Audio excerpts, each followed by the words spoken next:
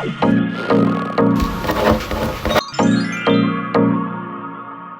guys, welcome to my channel, welcome back to my channel. Happy Halloween week. I believe this is actually going out on the last week of October. It's currently not the last week of October. I am trying my hardest to try and stay a month ahead with filming, so I'm currently reading these books in September, but I have been craving thriller.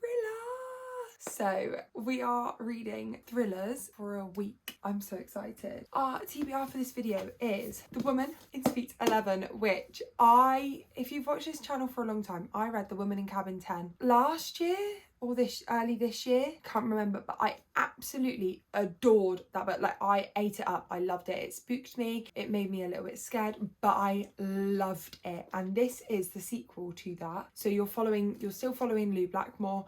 However, she is now not on a yacht. She is in a hotel, and I am very excited to continue on this series and see where it goes and just see what Ruth Ware kind of does, because obviously book one was a thriller and it ended very wrapped up. This is seemingly, for all the people that really enjoyed one and wanted continuation of Lou, it's not necessarily a sequel. So yeah, I'm excited to see what that happens. Then we've got How to Kill Your Family, which I actually know nothing about, so I'm very intrigued to get into this one. I tend to go into thrillers blind. Only reason I know what this one is about is because it's a sequel to book one. I don't know much of the plot line, so this one I know nothing about, and so I'm very excited to get into this one. We're actually listening to this one on audiobook. So I have found recently that what I'm going to try and do with these videos is have a couple of books that I'm physically reading and then one book that I'm going to listen to like on audiobook, because I tend to listen to a lot of audiobook, and so a lot of the time they don't always make it into the videos because I try and cram the videos with all these physical books that I have, and I have this one physically but I also have the audiobook. And the last book on our TBR for this week is Hidden Pictures by Jason Rekulak. Now, if you have been on booktube book talk and you are on, like, you don't even need to be on a thriller readers booktube or book talk, I've seen so many people read this book, so many people where they don't read thrillers, that's not their primary genre, and yet they are still absolutely eating this book up. All I know about this book is it is following our female main character, or a female character, who goes to nanny for a rich prestigious family, and when she is there, the child she is looking after obviously begins to draw pictures, which is fine. However, these pictures start off, this is the very first picture, which is why I would show it. They start off quite idyllic, very childlike, just a very child-centered focus, like picture, and as the story goes on, these pictures start getting a little bit more creepy, and you're following out why that is, because it's got some link to an imaginary friend or something, is what I believe. So I'm very excited to get into this one. I have already started this video, and I'm filming the intro or later on, so I know we're starting with The Woman in Suite 11, and we've also going to start on How to Kill Your Family. Because I listened to this one on audiobook, I will read them kind of simultaneously, but you guys will get separate check-ins. So let's get into it. We have got to chapter 6 of this book, which is page 86 and 24% of the way through. These chapters are so long, which is unusual for like a thrillery mystery book. What I will say is this is probably classed under the thriller genre because obviously it talks about killing families and unaliving people. However, it's not very thrilling.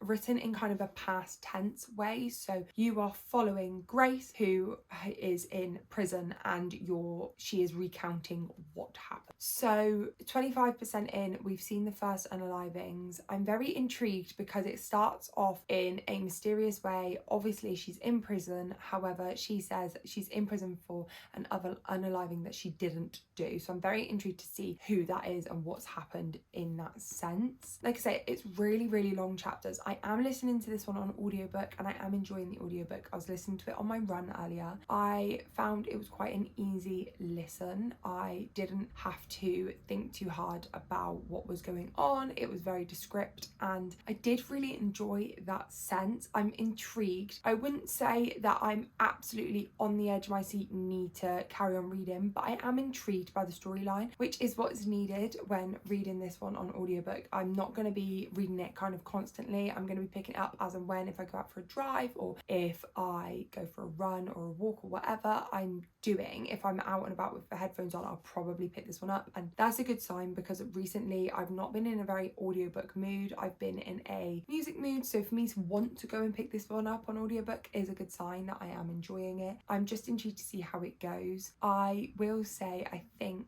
it might follow a similar premise to As Good as Dead in the sense of the ending. However, this isn't a YA novel, which I feel like is what the issue was with As Good as Dead, and why that ending didn't sit right with me, whereas I feel like this might end in the same way. But it's an adult novel and we're reading it very much knowing that this is satire and to be taken as a pinch of salt, with a pinch of salt. I feel like As Good as Dead didn't write it in that way. So I'm intrigued to see what happens. I will check in when I hit that kind of 50% mark, which probably won't be today. I'm probably gonna eke this one out across the week, but you never know. If I might go out for a walk later after doing some uni work and pick this one up and then actually get like hooked in again. So I'm enjoying this. It's quite a long book. The chapters are quite long. I don't think I would have got on reading this one physically because the chapters are really long.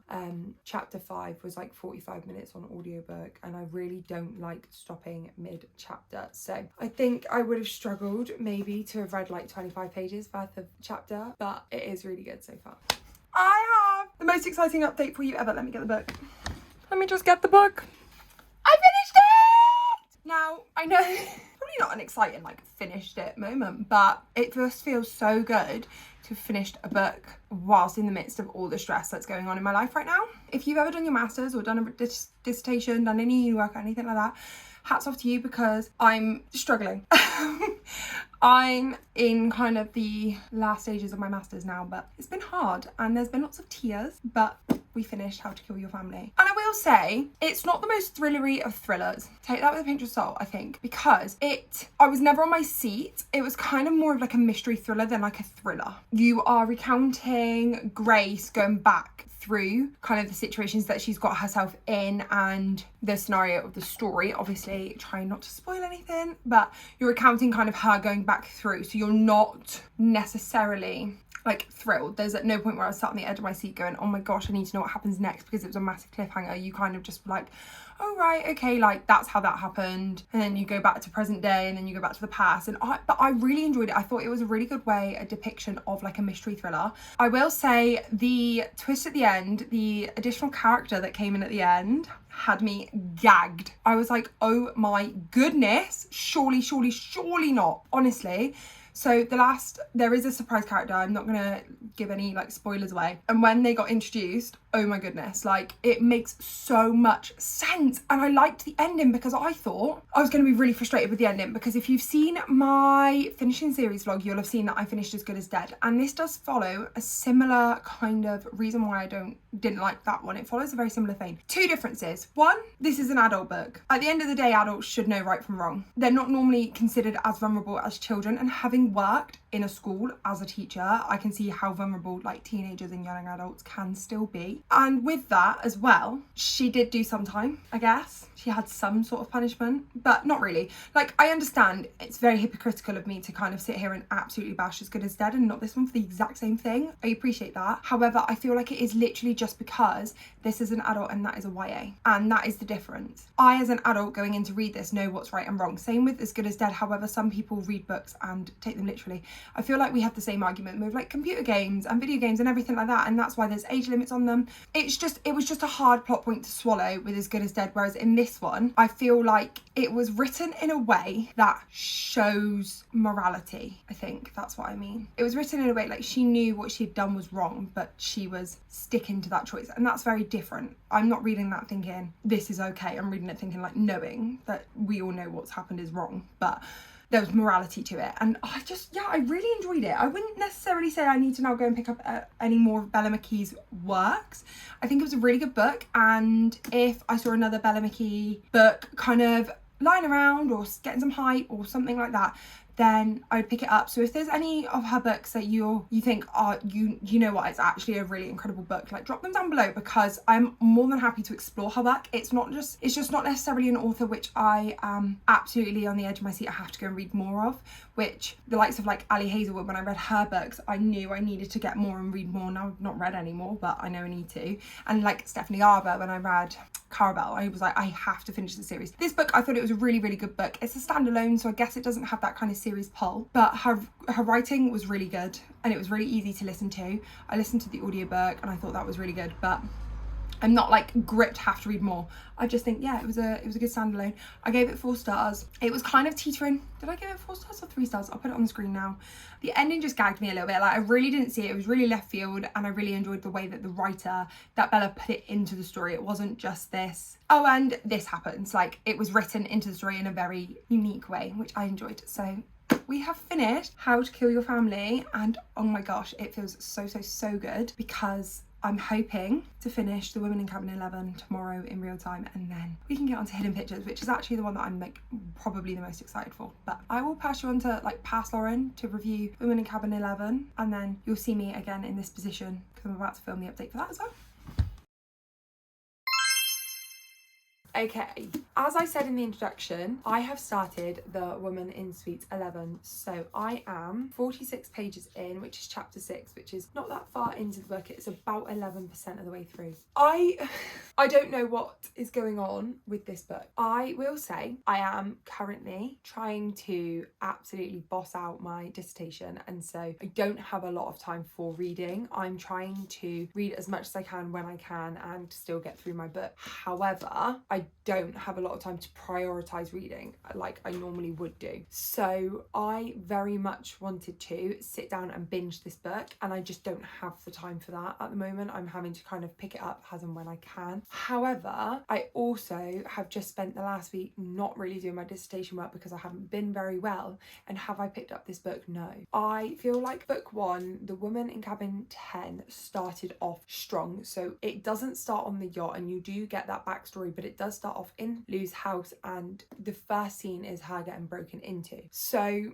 for book 1 to have started like that and be very intense straight away, and it got me hooked straight away, and I loved that. I then read The It Gal by Ruth Ware and was not a fan, did not like it, was kind of disappointed by it, but I felt that was probably because it was written in third person and not first, whereas this one is written in first person. It's just started off quite slow. Now, Lisa Jewell does actually blurb this book, and she does call it a slow burn dream of a book, so that could be why. In the first 46 pages, we have got a lot of setup, is how I would explain it. So you're following Lou now and where she is. It's a few years later. I think it's about 6 years later. It does say it's a few years later. You're seeing what her life is like, where she is, what she's doing, kind of what her family life looks like. And then we have just got to the hotel and met one of the other characters. That links also back to book 1. With that being said, it's just nothing's happened yet of suspense, of like gripping me, and that's what I loved so much about book 1, that I'm just a bit concerned that if this book doesn't have it in, I'm not going to love it as much. I'm just not sure how I feel about it. The setting seems really idyllic, but I'm not too concerned about the setting when it's a thriller. I want to be thrilled, and at the moment I'm just not there yet, so I need to carry on with this. My aim is to try and read a couple more chapters today and see what happens, but I'm hoping to get into it soon.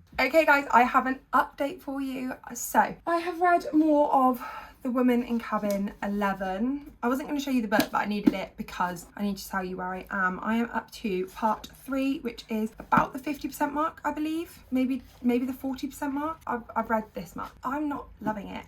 It could be a product of its time, where I'm really stressed with uni work and everything going on, that I'm just struggling in the sense of, I find at night time I'm not wanting to read my book, and I don't know whether that's because I have read and written too many words throughout the day, and so with that kind of sloping off slightly now, with me going more into the editing process, I might be able to pick it up a little bit more.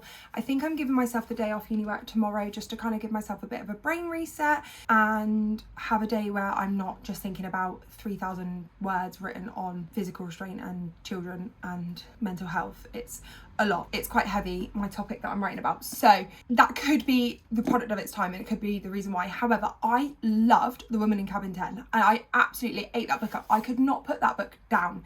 I was obsessed. I was on the edge of my seat. I was reading it in bed, literally texting my friends like, I am actually so scared right now, but I can't put this book down. I need to know what happens. And I was living on my own, and obviously I'm not living on my own anymore, so that takes out the anxiety a little bit from that, but nothing's really happened.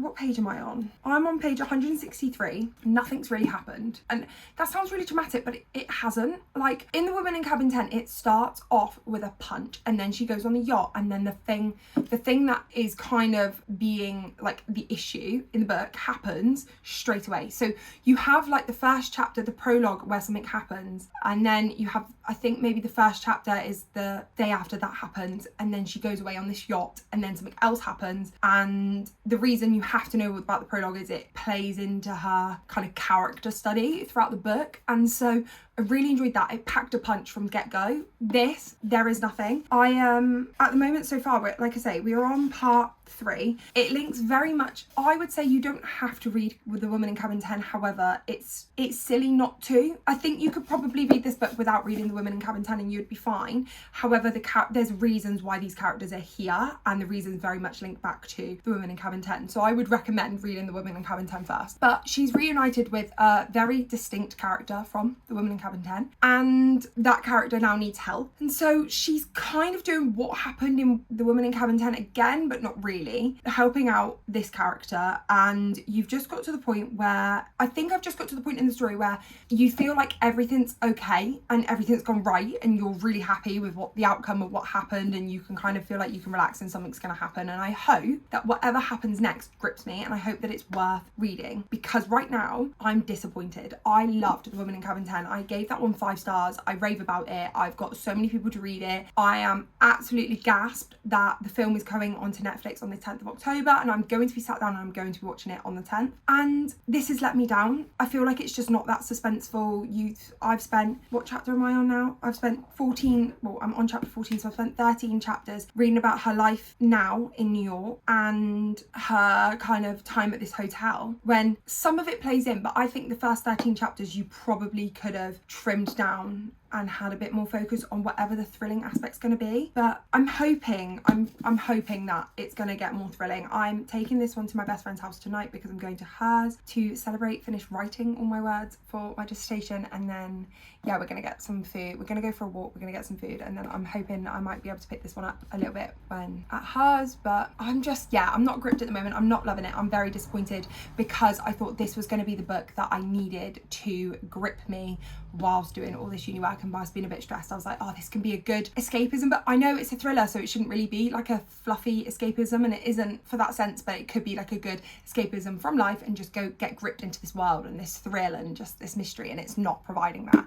So I'm excited to get this one done. I'm hoping, kind of with having a day off uni work tomorrow, I can sit and read this one and maybe try and get as close to the end as I can. And then I'm very excited to pick up Hidden Pictures because of all the things that I've heard about this book. I'm just hoping this book redeems this video a little bit. Obviously I loved How to Kill Your Family, but I'm hoping this book gives me the thrill, because How to Kill Your Family wasn't really a thriller, it was more a mystery.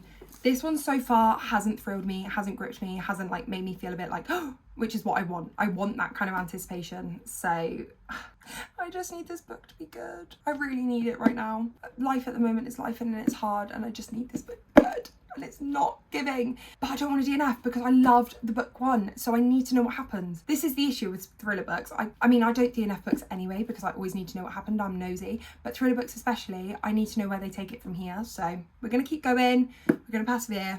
I'm sure it will get better, but I've got to go because I'm now late to leave to meet my friend. Shocked, she's not gonna be shocked at all. I will speak to you guys when I have a bit more updates. Hopefully it'll be tomorrow when I can say like, oh, I've got to part 4 or part 5. There's 5 parts, so fingers crossed. But yeah, speak to you guys soon. Hi guys, so I have an update on The Women in Suite 11. We're on part 4. So I remember saying to you guys last time I wasn't really loving it and not really much has happened. I stand by that at the moment. I do stand by that. Not much has happened, and a lot of things now happened. You've seen that, you see who that is. However, there's now like some mix up that she's got herself involved in it, and I'm just a bit confused. I'm very much like, a lot of this probably should have and could have been avoided. needed in the real world, and I get it's books, so you suspend disbelief, but I'm not sold on this book. And I feel like I was speaking to my friend about it, and she doesn't read thrillers, so when I speak to her about thriller books, I can speak to her kind of fully spoiler because she'll never read the book. And I was speaking to her about it and obviously giving like full spoilers. She was like, yeah, but it probably is because this was never meant to be a book. Ruth Ware wrote The Woman in Cabin 10, and then that was never meant to have a sequel. That was meant to be the end, but the fans loved it so much that we got a sequel to Laura's story, which is fine. However, I just feel like this wasn't needed. And I feel like the plot line shows that. I feel like after the experience she had in book 1, a lot of the choices she's making now, she just wouldn't make. I'm not sure. I'm intrigued to see where we go from here, in the sense of the way Ruth writes her books. At the end of each part, you get like an email or a news article or something that's within the future. So I think at the end of part 1, you got a Reddit type feed of the person who was unalived and them talking about it, and they were like, oh, it's just gossip, it's just rumours. So you kind of see that happening. It's like foreshadowing. So now we've just seen emails between 2 characters who are close to Laura, and it's foreshadowing something that's going to happen. So I'm guessing that's going to happen in this part, and then in part 5 is going to be the resolution of this situation. But yeah, I can't say I'm as gripped as I was with book 1. I am, however, liking Ruth's writing, but it's just not reading as gripping as book 1 did. So I'm intrigued to finish it off. I'm intrigued to find out what happens, but we shall see, because I'm not loving it as much as I did book 1. So we'll see. I will update you maybe at the end of this part, maybe just at the end of the book. I'm hoping to finish it tonight. It's currently 5:45. I've got around 160 pages left, so I might be able to finish it tonight. If not, I'll definitely be finishing it tomorrow, and then we can get started on Hidden Pictures. But let's see how far I can get tonight, and I'm just intrigued. I want to know what happens at the end now. I can't say I'm gripped where I can't stop and I have to keep going, but I'm intrigued. I've got that like intrigue there. It's really sad because there was a point last night when I was in bed and I was reading, I was like, oh, I want to read the next chapter because it got good, and that kind of tension was there, and now it's dipped again. So I've kind of said it all before, I'm not loving it as much as I did the first one. I've read this is the 3rd Ruth Ware book that I read. I read The Woman in Cabin 10. That was my first experience of hers. I absolutely loved it. It was gripped from the get-go. Then I read The It Girl, didn't really like it, and now I'm reading this one. I'm like, oh, it's not great. It's okay, but I'm not like loving it. So I think maybe after this one I might pick up another 1 or 2 of her books, but they're just not being sold to me right now. So I'm gonna go carry on, and I will update you soon.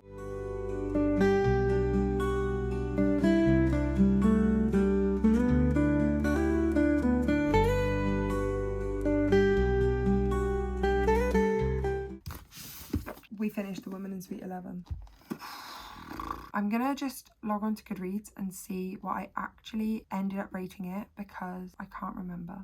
Great way to start this clip. I should have found this out before. Okay, so I ended up giving this one 3 stars, purely for the ending, which I've done that recently as well. Pretty much the whole book, so there's 38 chapters in this book. The whole book up to about chapter 34, 35 was 2 stars. If that's not saying anything to you guys, I don't know what will. I thought that this book was slow. I thought book 1 started and it packed a punch, and I've said this in my previous check-ins. Book 1 packed a punch. Book 1 gave us this automatic action into like Laura or Lo, and that wasn't necessarily seen in this book. So in this book you have a lot of setting the scene. You've got a lot of like, not world building because it's not a fantasy, but scene setting, and it took us until about the 50% mark for anything to really happen, and for that I just really struggled with it. I really struggled with that kind of dynamic, and Ruth's writing was amazing, but you can just tell that this book wasn't one that was always planned. I feel like thrillers should very rarely be a series, and if they are a series, then it needs to be kind of maybe that you're following a detective rather than, because she's not really a detective, rather than this massive scene happening, you're following like the police or whatever.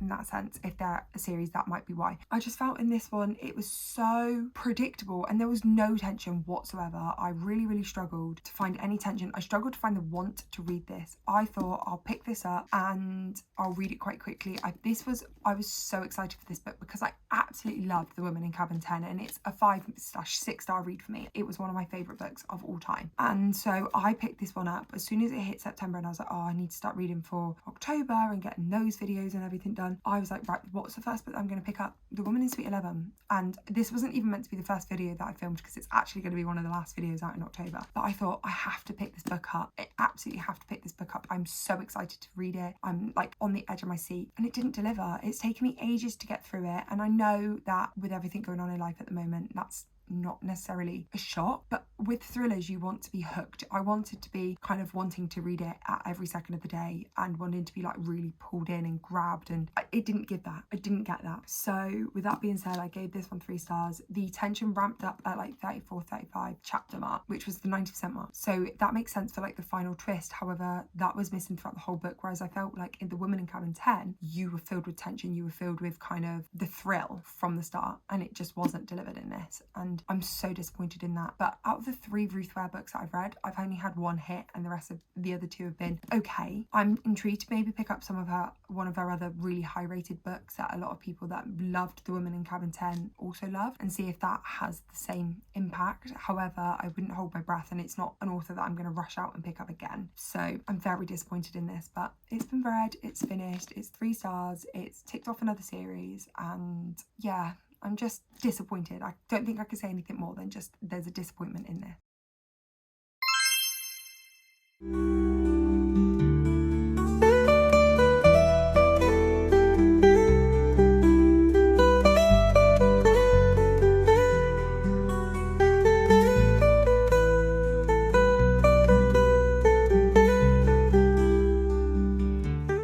I have an update for you guys. We have started and got to 50% of the way through Hidden Pictures. Now, excuse the state of this copy. It's just, it makes me feel so sad. It makes me feel sick. I went to watch my little brother play football. I say little, he's 21, he's not that little. I went to watch my brother play football Sunday, and it absolutely tipped it down, and I forgot my book was in my bag. So when I was leaving the car, I took my book with me, because on the way back from football, if it wasn't that wet, I was going to go for a walk, and after my walk I was going to park up somewhere and read my book for a little bit, because I didn't have to rush home. I forgot the book was in my bag, went out, watched the football, it tipped it down. This is what we've got. So fair to say I'm not worried about the kind of state of this book, and not worried like the spine and everything. It's vile. We're not doing well, but hey ho. It's a book, it's there to be loved and enjoyed. It's not there to be pristine, because if it's pristine, that means I've not read it and enjoyed it. This truly has gone on a journey with me. But that being said, if you don't know what this book is about, we are following Mallory, who is a nanny for a young boy that has just moved into his house in America. Mallory is an ex-drug addict, so she's found it really, really hard to piece her life back together after the addiction, which obviously understandable. Yet her sponsors got her this job at this house with this lovely family, and so she goes there. However, this young boy that she's nannying, he loves to draw. He started to really enjoy drawing when they moved into this house, but his pictures start taking a sinister turn. And so there's lots of reasons why this could be. There's a lot of backstory. There's obviously some theories and stuff like that. I am 50% of the way through, and I am loving it. I will say, I got sold this book that the pictures are really creepy and scary, and I do think that they're not. It's just the way that they're taking place, and like kind of the context of it is a bit creepy and scary. I wouldn't say I'm scared as such,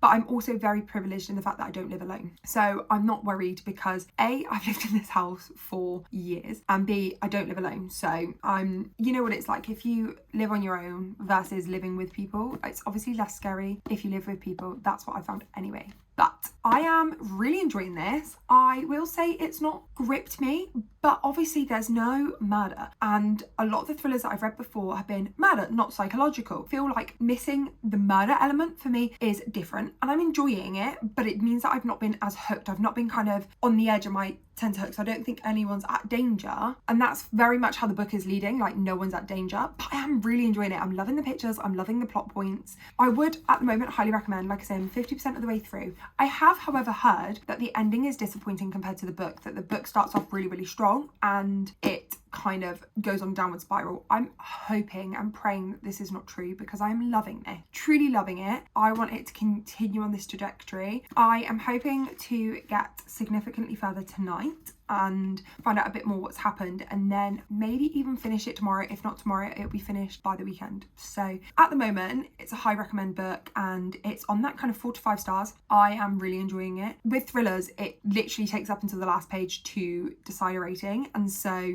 I can't truly decide my rating on this until we get to that point, until we see what other twists and turns are happening, and to see what actually is going on in that family home. So yeah, really enjoying it, would highly recommend. I'm going to carry on, and I will check back in either when I've finished it or if something dramatic happens before then. Gosh, I have the most insane update for you guys. Obviously, I came on here, it was actually yesterday that I filmed the clip telling you about hidden pictures, and that was about 50% of the way through, and I was going to read a little bit more and then hopefully finish it today. And yeah, I sat there last night and I couldn't stop. I got to the chapter that I was going to stop on, which I think was at page like 240. So that was chapter 20 I was going to stop on. So that's page 241, and I could not put it down. So at that point, I still have 130 pages left to go, and I'm like, that would take me about a couple of hours. You best believe I went to sleep around midnight, which is not like me. If you've seen my evening vlogs or any of my morning vlogs, you know what I'm like. I like to get up early, I like to be on it, I like to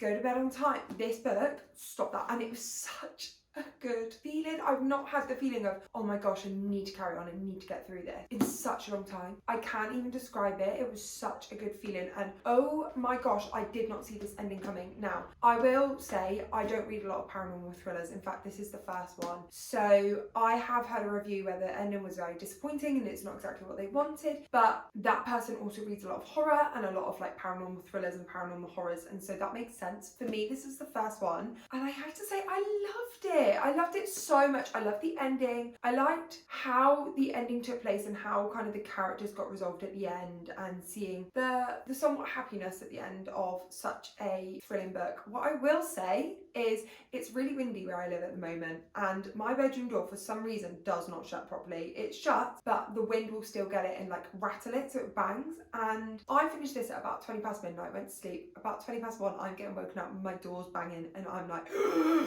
because I've just read this book and it's coming back to me.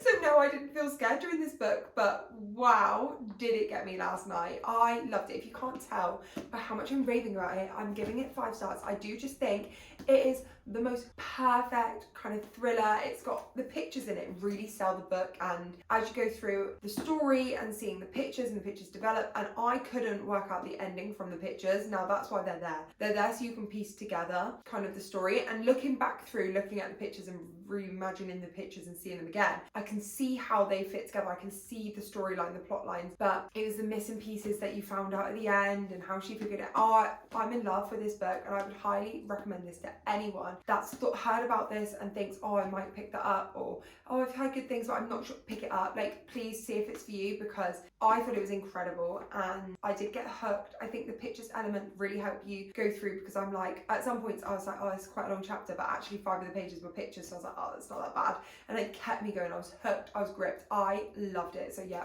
5 stars for this one. But I'm going to pass you on now to the wrap up portion of this video, because we are finished with our thrillers for the week. Okay, to round out the video, let's quickly review the books we read. So we started off the video by listening to How to Kill Your Family by Bella Mackay. I gave this one 3 stars. I actually really enjoyed this one. I will say that I think 3 stars is a good rating. I don't necessarily not like this book. I just found that it wasn't as thriller engaging as some of the other books that I've been reading recently, and so that's what kind of let it down. But I did really enjoy it, and I would recommend. I would say it reads more literary fiction than thriller. It's not very on your seat. You're very much just living Bella's life in prison, and she's telling you the story about the stuff that she's done. With that being said, I did really enjoy it. I liked the audiobook. I thought it was an easy read. I thought it was an easy get through, and I'm glad I got to it, because I've heard mixed reviews about it, and so I'm glad I've got to form my own opinion. We then moved on to The Woman in Suite 11. I fear that I rated this one 3 stars on Goodreads, and obviously in this video, and I fear it's just going to go down. I'm going to bump it down to a 2 star. And ever since reading this book, anytime anyone asks me about it or whatever, all I can express is that I'm disappointed. I'm so disappointed with this story, with this plotline, how it's executed. The only time we got any tension was 3 chapters towards the end, and then it was resolved really quickly. It feel like it was irrelevant, and I feel like this story plotline could probably have been made 10 times better if you had new characters, and that's what's the shame. I've said this about a thriller before, is that you could have, it doesn't need to be a sequel, it doesn't need to be a continuation of a series. I feel like you're just marketing on the people that absolutely loved The Woman in Cabin 10, like myself. There was nothing I was going to do other than read this book. I had to pick it up. I couldn't even wait for the paperback to come out. I had to pick up the hardback. I got it pretty much as soon as it came out. I wanted to read it as soon as possible. I read it and I'm disappointed. It was so dull. Nothing happened. Nothing really happened. It was boring. Some people read this and absolutely love it. For me, it just wasn't for me. The writing was still incredible, which is why it's still a 2 stars and not a 1 star. I just wouldn't recommend that highly, and I recommend the Woman in Cabin 10. If anyone asked me about this book, I'd say, well, it's an easy one to pick up on audiobook if you want something to, or pick up and just to have a read through. I think it'd be a really good, like, holiday thriller, where you just want something easy. You don't want to think too much. You're not trying to analyse the plot or anything like that. You just want something easy. Ruth Ware, Woman in Suite 11. Yeah, perfect. And obviously, we're going to end out the video on an absolute banger of Hidden Pictures. 5 stars. I've just rambled on about it. I won't continue on, but I absolutely loved this book. I'm very intrigued to read Jason Rukulak's debut. He has got one other book out, so I'm very intrigued. I might pick that one up if I see it anywhere. Leave a comment down below if you've read that book and what you guys think. But yeah, thank you guys so much for joining me for this video. I hope you're all having a wonderful week no matter where you are, and are enjoying the spooky Halloween season, because I'm trying to pre-film a month in advance, and so for me this is September, but I know that this is the last video going out in October, so it's like Halloween vibes. So yeah, thank you guys so much for joining me. Comment down below any thrillers that you can recommend. I'm feeling very much in my thriller era at the moment, so any thrillers you would recommend, please comment them down below, and make sure you like, comment and subscribe, and I will see you guys in the next one. Bye!